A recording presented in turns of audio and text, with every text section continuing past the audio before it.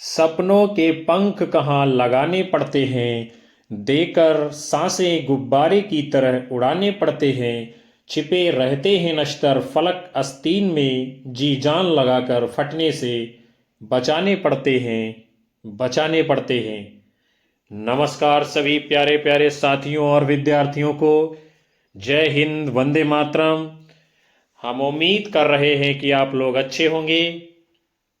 आप देख रहे हो दीपक लक्ष्य हब चैनल। विद्यार्थियों, हर कोई महान नहीं बन सकता है, लेकिन हर कोई इस समय जहां भी है उससे बेहतर जरूर बन सकता है। शिक्षा की जड़ कड़वी है, पर फल हमेशा मीठे आते हैं। सिर्फ और सिर्फ कड़ी मेहनत ही आपको अच्छी किस्मत दे सकती है। वो सागर भी क्या जो लहरों से डर जाए, जो तैरना जानता है उसे मझधार में भी किनारा दिखाई पड़ता है। सोच का ही फर्क है बस, वरना समस्याएं आपको कमजोर नहीं बल्कि मजबूत बनाने के लिए आती हैं। जुड़िए हमारे चैनल से। पहली बार आए हो तो सब्सक्राइब कर बेल आइकन जरूर दबाइएगा, ताकि आने वाली कक्षाएं आप तक पहुंच सके। कक्षा को लाइक कमेंट कर शेयर जरूर कर दीजिए।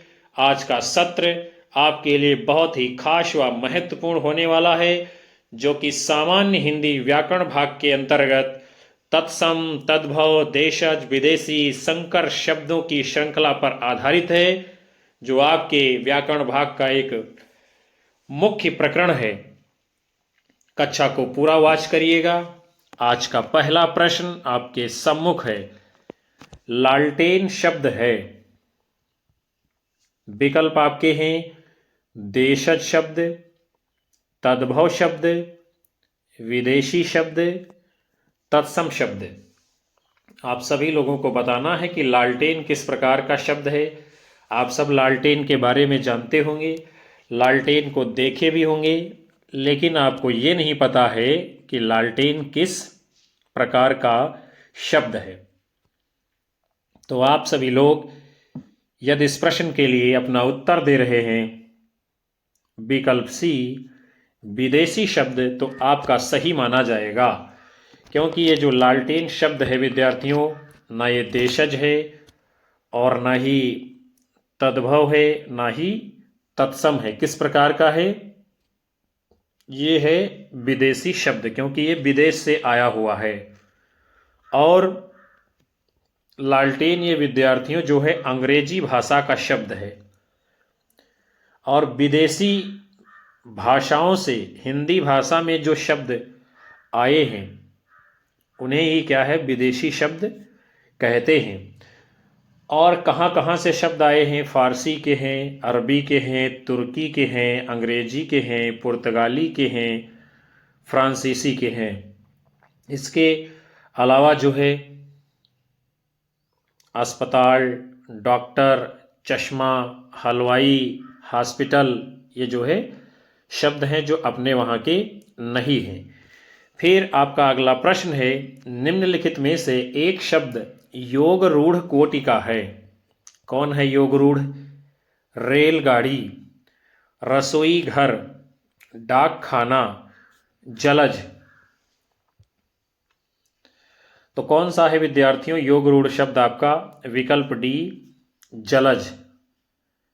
और ऐसे शब्द जो यौगिक तो होते हैं, यौगिक का मतलब जो दो शब्दों के योग से बनते हैं, पर अर्थ के विचार से अपने सामान्य अर्थ को छोड़कर किसी विशेष अर्थ को प्रकट करते हैं, वे शब्द जो है योग रूढ़ कहलाते हैं।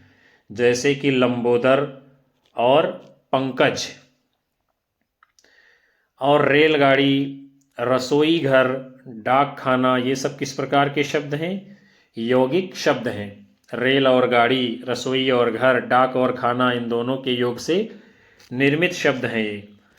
उसके बाद में फिर आपका अगला प्रश्न है, स्रोत या उत्पत्ति के आधार पर शब्दों के भेद हैं। रूढ़, यौगिक, योग रूढ़, विकारी और अविकारी, एकार्थी, अनेकार्थी, समानार्थी, विलोम, तत्सम, तद्भव, देशज, विदेशी। तो स्रोत यानी उत्पत्ति के आधार पर शब्दों के भेद कौन है आप लोगों को बताना है। तो इस प्रश्न के लिए आप सभी ने अपना उत्तर दिया है। यदि विकल्प डी तो आपका राइट आंसर होगा। स्रोत या उत्पत्ति के आधार पर शब्दों के 4 भेद हैं, तद्भव, तत्सम, देशज और विदेशी शब्द। फिर जो है तद्भव शब्द किसे कहते हैं, यह सब आपके लिए जानना बहुत ही आवश्यक है।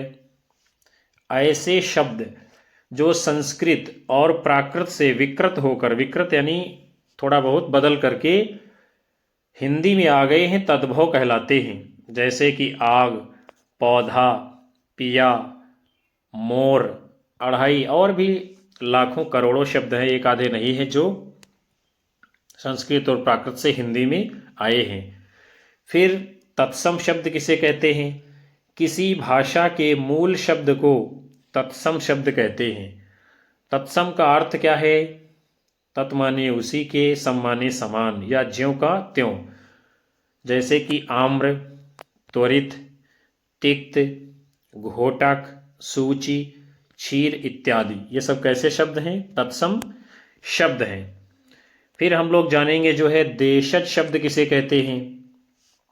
देशज वे शब्द हैं जिनकी व्युत्पत्ति यानी उत्पत्ति का आता पता नहीं चलता है और अपने ही देश में बोलचाल से बने हुए हैं, इसीलिए उनको देशज कहा जाता है। जैसे कि तेंदुआ, चिड़िया, खखरा, चषक, जूता इत्यादि। फिर हम लोग आगे बढ़ते हैं। आपका अगला प्रश्न है, शनैः शनैः शब्द है। शनैः शनैः माने क्या होता है, धीरे धीरे। तत्सम शब्द, तद्भव शब्द, देशज शब्द, आगत शब्द। तो शनैः शनैः ये किस प्रकार का शब्द है, आपका तत्सम शब्द है। और तत्सम शब्द संस्कृत भाषा के 2 शब्दों के योग से मिलकर बना हुआ है, तत् और सम। तत् माने उसी के और सम माने समान, अर्थात इनमें कोई जो है किसी प्रकार का ध्वनि परिवर्तन नहीं होता है, जैसे वे पहले थे वैसे ही आज हैं। और जो आपका शब्द है शनैः शनैः, इसका तद्भव रूप क्या होगा, धीरे धीरे। आगे बढ़ते हैं हम लोग। आपका अगला प्रश्न है, चाय आगत शब्द है, यानी जो चाय शब्द है, पहली बात तो ये आगत माने क्या है, आया है। कहाँ से आया है, बाहर से, अपने वहाँ का है नहीं, ना ही चाय अपने वहाँ की है जो आप लोग पीते हो। जापानी, चीनी, जर्मन, पुर्तगाली। तो चाय ये कहाँ का शब्द है, कहाँ से आया है, ये जो है चीनी भाषा का शब्द है। और विदेशी भाषाओं से हिंदी में आए हुए शब्दों को विदेशी या फिर आगत शब्द कहते हैं।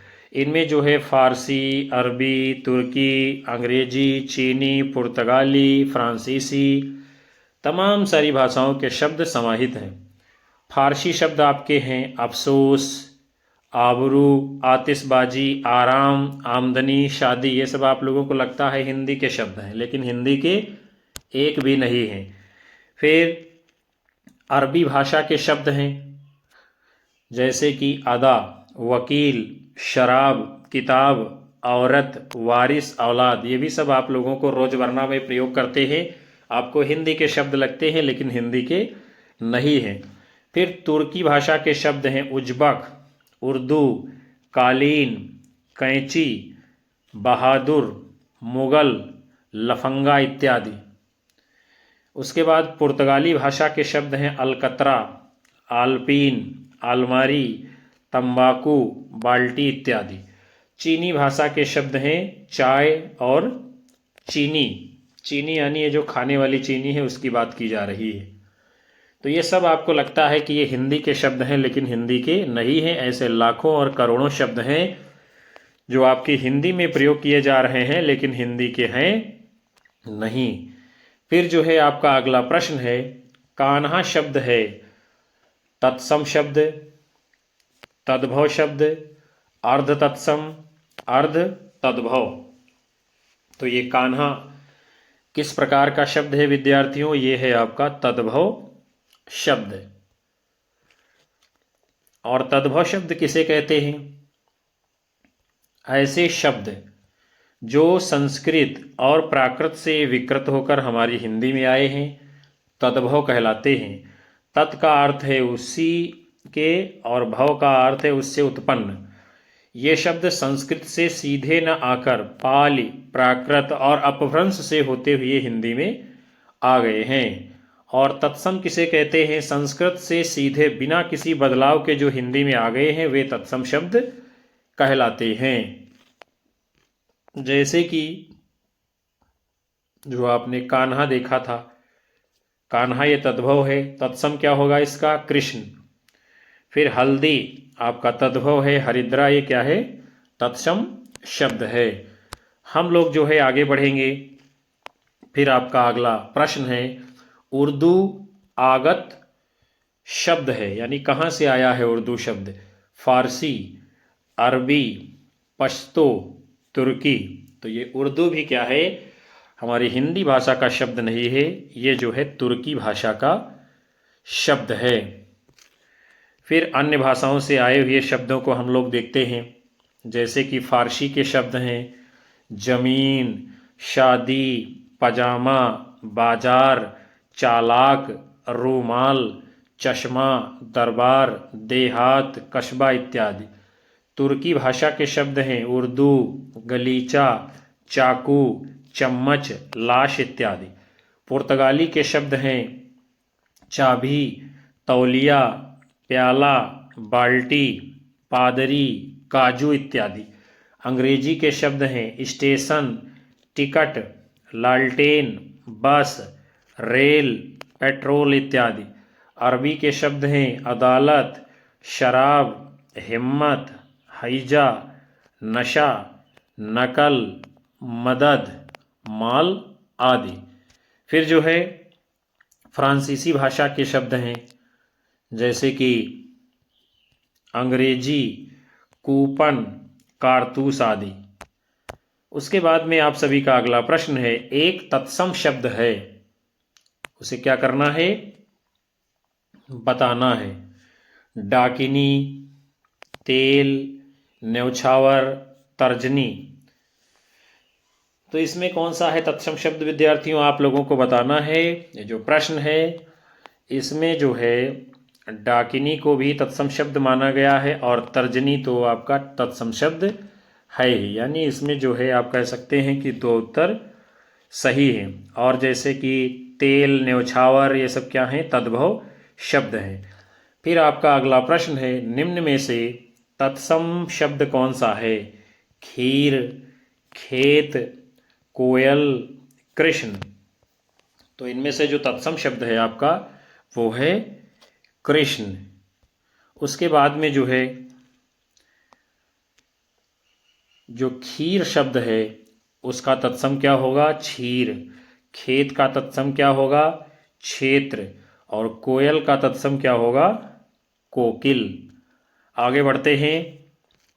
आपका प्रश्न है, इनमें से एक विदेशी भाषा का शब्द है, कौन सा है? कतार, पंक्ति, श्रेणी, श्रृंखला। तो जो इनमें से विदेशी भाषा का शब्द है विद्यार्थियों वो है आपका उत्तर विकल्प ए, कतार। और उत्पत्ति की दृष्टि से शब्दों के चार भेद हैं, तत्सम, तद्भव, देशज और विदेशज। आगे बढ़ते हैं। फिर आपका प्रश्न है, अचार शब्द इनमें से किस भाषा से आया है? अंग्रेजी, पुर्तगाली, फ्रेंच, डच। ये अचार भी आपका जो है शब्द हिंदी का नहीं है। तो अचार ये विद्यार्थियों आपके पुर्तगाली भाषा का शब्द है। अन्य पुर्तगाली भाषा के शब्द हैं तंबाकू, अनानास, आलपीन, आलमारी, काजू, किरानी, गमला, परात, पिस्तौल, पपीता, कमीज, कमरा, तौलिया, बाल्टी, चाबी, गोभी, इस्पात इत्यादि। आगे देखते हैं, अंग्रेजी भाषा के शब्द हैं आपके दिए गए हैं, जैसे कि court, doctor, nurse, pencil, school, college, magistrate, operation, telephone, ticket, Kalra, boat इत्यादि। डच भाषा के शब्द हैं तुरुप, बम। फ्रेंच भाषा के शब्द हैं कारतूस, रिपोर्ताज, अंग्रेज, कूफन, फ्रांसीसी, पुलिस। पुलिस भी आपका, ये सब जो है फ्रेंच भाषा के शब्द हैं। उसके बाद में आपका अगला प्रश्न है, निम्नलिखित में तद्भव शब्द है रात्रि, पंख, कार्य, देव। कौन सा है इनमें से तद्भव शब्द? आपका है विकल्प बी, पंख। चूंकि जो पंख शब्द है ये तो हो गया आपका तद्भव, इसका तत्सम क्या होता है? पक्ष। और शेष उदाहरण जो है आपके तत्सम है। काज का तत्सम क्या होगा? कार्य। रात का तत्सम क्या होगा? रात्रि। और दई दहिया का तत्सम क्या होगा? देव या भाग्य। फिर आप सभी का अगला प्रश्न है, योग रूढ़ शब्द है इनमें से कौन सा है? कान, घुड़सवार, नाक, पंकज। तो कौन सा है इनमें से योग रूढ़ शब्द? आप लोगों को अपना उत्तर देना है। तो यदि आपने अपना उत्तर दिया है विकल्प डी, पंकज, तो बिल्कुल सही माना जाएगा। पंकज किस प्रकार का शब्द है? योग रूढ़ शब्द है। व्युत्पत्ति या रचना के आधार पर शब्दों के 3 भेद हैं। किसके आधार पर? रचना के आधार पर। कौन कौन से हैं? रूढ़, यौगिक और योग रूढ़। अब हम लोग एक एक करके जानेंगे किसे क्या कहते हैं। तो सबसे पहले है आपका जो है रूढ़ शब्द। जो शब्द किन्हीं अन्य शब्दों के योग से न बने हों, जिनके सार्थक खंड न हो किए जा सके, रूढ़ शब्द कहलाते हैं। जैसे पेड़, घर, नदी। तो इनमें क्या है? 2 शब्दों का योग नहीं है। और जब पे और आ को अलग कर देंगे कोई भी मतलब नहीं रह जाएगा। घा और रा अलग अलग कर देंगे कोई मतलब नहीं रह जाएगा। ना और दी अलग अलग कर देंगे कोई मतलब नहीं रह जाएगा, यानी सार्थकता चली जाएगी। इसीलिए ये क्या है? आपके रूढ़ शब्द हैं। फिर आपका है यौगिक शब्द। जो शब्द 2 या अधिक सार्थक शब्दों के योग से बनते हैं वे यौगिक शब्द कहलाते हैं। जैसे विद्यालय, तो विद्या और आलय 2 शब्दों के योग से बना है और दोनों का सार्थक मतलब भी है। उसके बाद में योग रूढ़ शब्द हैं। योग रूढ़ में क्या होता है? वे शब्द जो यौगिक तो होते हैं लेकिन अपना सामान्य अर्थ वे न प्रकट करके विशेष अर्थ को प्रकट करते हैं, योग रूढ़ कहलाते हैं। जैसे पंकज, तो पंकज माने क्या होगा? पंक माने कीचड़ में, जा माने जन्मा, अर्थात जो भी कीचड़ में जन्म लेगा उसे पंकज कहेंगे। लेकिन नहीं, ये तो हो गया इसका सामान्य अर्थ। विशेष अर्थ क्या है? ये कमल के अर्थ में आजकल प्रयोग हो रहा है, इसलिए ये कैसा है? योग रूढ़ शब्द है। फिर आपका अगला प्रश्न है, निम्नलिखित में से नीलकंठ कौन सा शब्द है? रूढ़, यौगिक, योग रूढ़, इनमें से कोई नहीं। तो जो आपका शब्द दिया गया है नीलकंठ, ये है आपका योग रूढ़ शब्द। और रचना या बनावट के आधार पर शब्दों के 3 भेद हैं, रूढ़ शब्द, यौगिक शब्द और योग रूढ़ शब्द। फिर आपका अगला प्रश्न है, ध्वनियों के मेल से बने सार्थक वर्ण समुदाय को क्या कहते हैं? वाक्य, अक्षर, उपवाक्य, शब्द। तो ध्वनियों के मेल से बने सार्थक जो वर्णों का समुदाय होता है उसे क्या कहते हैं? शब्द। और शब्द जो है भाषा की सबसे छोटी सार्थक इकाई है। 2 या 2 से अधिक शब्दों के सार्थक समूह को वाक्य कहा जाता है। उसके बाद में आपका अगला प्रश्न है, पंकज शब्द निम्नलिखित में से किस भेद के अंतर्गत आएगा? रूढ़ शब्द, निरर्थक, यौगिक, योग रूढ़। तो जो आपका शब्द है पंकज, ये आपका योग रूढ़ के अंतर्गत आएगा। और ऐसे शब्द जो यौगिक होते हैं लेकिन अर्थ विचार से अपने सामान्य अर्थ को छोड़कर किसी विशेष अर्थ का परिचय देते हैं, इसीलिए ये योग रूढ़ कहे जाते हैं। उसके बाद में आपका अगला प्रश्न है, निम्नलिखित में से एक ओष्ठ्य ध्वनि नहीं है। तो सबसे पहले तो आप लोग ओष्ठ समझ लीजिए। ओष्ठ मतलब जिसका उच्चारण करते समय हमारे होंठ स्पर्श करते हैं, इसके दृष्टिकोण से पूछा जा रहा है। पा, भा, धा, फा। तो आप लोग बोल करके देख लीजिए। पा जब बोलते हैं हमारे होंठ स्पर्श करते हैं, भा बोलते हैं हमारे होंठ स्पर्श करते हैं, फा बोलते हैं तो भी हमारे होंठ स्पर्श करते हैं। लेकिन जब धा बोलते हैं तो होठों का स्पर्श नहीं होता है, इसलिए यही आपका उत्तर होगा, ये ओष्ठ ध्वनि नहीं है। और धा किस प्रकार की है? ये दंत ध्वनि है। कैसी है? दंत ध्वनि। जैसे ता, था, दा, धा, ये सब किसकी हैं? दंत ध्वनियाँ हैं, ता वर्ग के अंतर्गत आती हैं। और ला और सा ये भी दंत ध्वनि के अंतर्गत आता है। छोटा ऊ, बड़ा ऊ, पा, ये सब क्या हैं? ओष्ठ ध्वनियाँ हैं। फिर आपका अगला प्रश्न है, निम्नलिखित में तद्भव शब्द नहीं है। राजा, खेत, किसान, दाहिना। तो इनमें से जो तद्भव शब्द नहीं है, आपका उत्तर होगा विकल्प ए, राजा। चूंकि जो राजा है यह तत्सम शब्द है। कैसा है? तत्सम शब्द। और राजा का तद्भव क्या होगा? राय। क्षेत्र का तद्भव क्या होगा? खेत। कृषिक का जो है तद्भव क्या होगा? किसान। दक्षिण का तद्भव क्या होगा? दाहिना। ये बड़े ही महत्वपूर्ण शब्द हैं, विभिन्न परीक्षाओं में बार बार पूछे जाते हैं।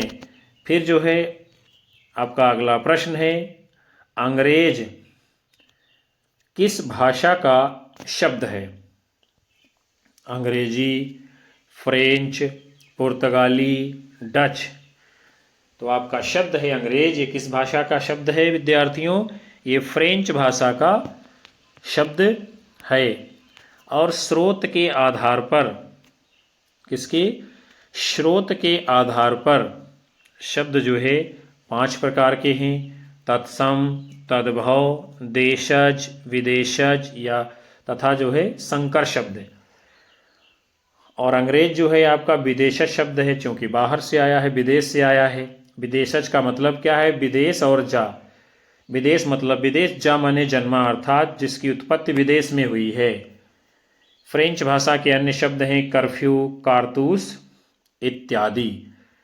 अगले क्रम में हम सभी लोग बढ़ते हैं। आपका प्रश्न है, निम्नलिखित में से कौन सा तद्भव शब्द नहीं है?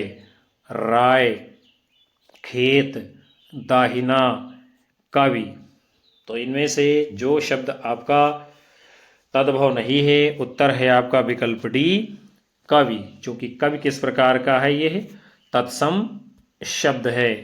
फिर जो है हम इनके तद्भव और तत्सम रूपों को देखते हैं।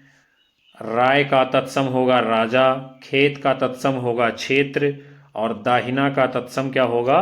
दक्षिण। अगले क्रम की ओर बढ़ते हैं विद्यार्थियों।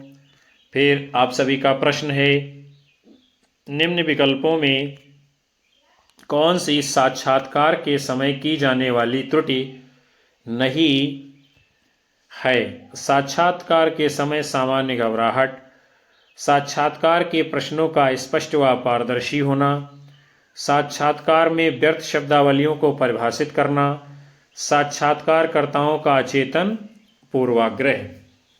तो क्या होगा इसका उत्तर विद्यार्थियों?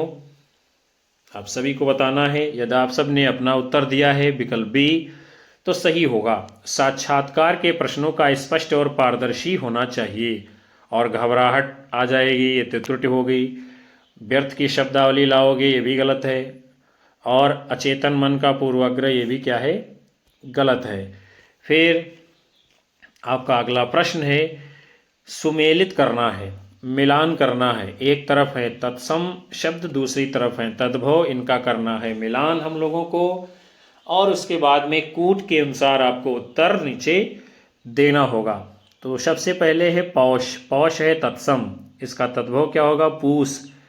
श्रृंग का तद्भव क्या होगा, सींग। वायु तत्सम है, इसका तद्भव क्या होगा, बयार। परश जो है तत्सम है, इसका तद्भव क्या होगा, फरसा। तो ये हुआ आपका मिलान। अब हम लोग देखते हैं कूट के रूप में उत्तर कौन सा सही है, तो वो है आपका विकल्प डी राइट आंसर माना जाएगा। फिर आपका अगला प्रश्न है, तौलिया मूलतः किस भाषा का शब्द है, उर्दू, हिंदी, पुर्तगाली, तुर्की। तो तौलिया तो आप लोग रोज बांधते हो, लेकिन आपको पता नहीं है ये किस भाषा का शब्द है। आज आप जानेंगे तौलिया ये विद्यार्थियों आपका विकल्प सी पुर्तगाली भाषा का शब्द है। पुर्तगाली भाषा के अन्य शब्द हैं बाल्टी, तंबाकू, तंबाकू भी खूब खाते हो तुम लोग, बाल्टी भी तुम्हारे घर में है, मेज भी है, गमला भी तुम्हारे वहाँ है, काजू भी खूब खाते हो, चाबियाँ भी हैं, परात भी है, पिस्तौल भी घर में है, लेकिन ये पता नहीं है कि आपको किस भाषा के शब्द हैं। तो ये सब आपके हैं पुर्तगाली भाषा के शब्द। फिर जो है अरबी भाषा के शब्दों को देखते हैं, अमीर, अजायब, कबीर, औरत, औसत, आदमी, इस्तीफ़ा, किताब, कुर्सी, किस्मत, ये सब अरबी भाषा के शब्द हैं।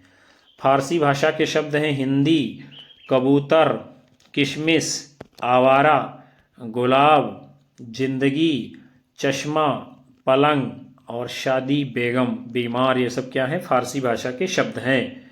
उसके बाद में तुर्की भाषा के शब्द हैं कैंची, दरोगा, तोप, उर्दू, कुर्ता, बारूद, मुगल। जापानी भाषा का शब्द है रुक्सा। और बैंगन जो आप बहुत खाते, बहुत आपको पसंद है बैंगन, वो भी किसका है, जापानी भाषा का शब्द। और चाय और लीची, चीनी, ये सब चीनी भाषा के शब्द हैं। हम लोग बढ़ते हैं अगले क्रम की ओर।